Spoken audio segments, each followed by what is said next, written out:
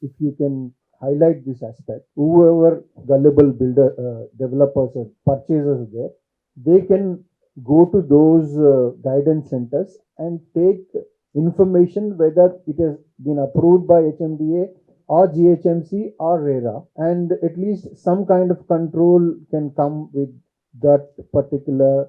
Historically, Hyderabad has been a very conservative in real estate, and we have a credible real estate industry here. We always delivered, and rates were never high, and we were more realistic. We had a realistic relationship between the builders and customers. See, if you take history of 4 years back, there were only two defaulters, one on the public-private sector and one on the private sector. One I was talking about Boulder Hill, other one is a private sector. But now you see, from 2 years from now, with so much construction coming up, so much people of no real estate experience are constructing huge areas without verifying what is the growth rate of Hyderabad, how much it can support, and how much employment it creates, and how much houses is required for Hyderabad. The Samagra survey suggested when we had land, and Samagra Telangana was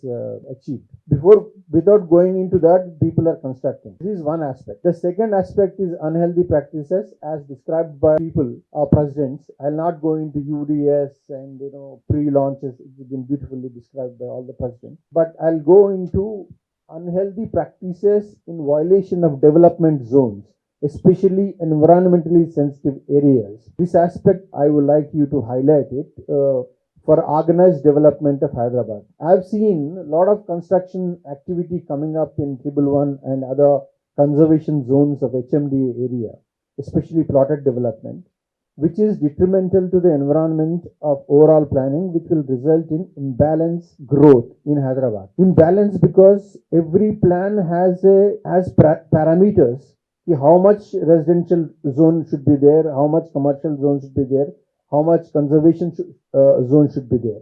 Once you violate those regulations, it will result in imbalance in the growth. And if that imbalance continues, then will not have a beautiful city like Hyderabad. Will go into a chaotic city. Some of the examples in India they are there, but you have to figure out.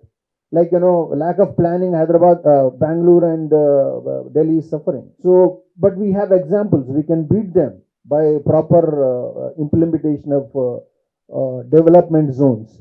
But if unhealthy practices, which is now has come into Hyderabad, if they continue, then we will get into trouble. It will have a long-term effect on the Hyderabad real estate industry. As it is, traffic has gone up after the COVID. That is taking at least, if to reach half an hour destination, it is taking 45 minutes.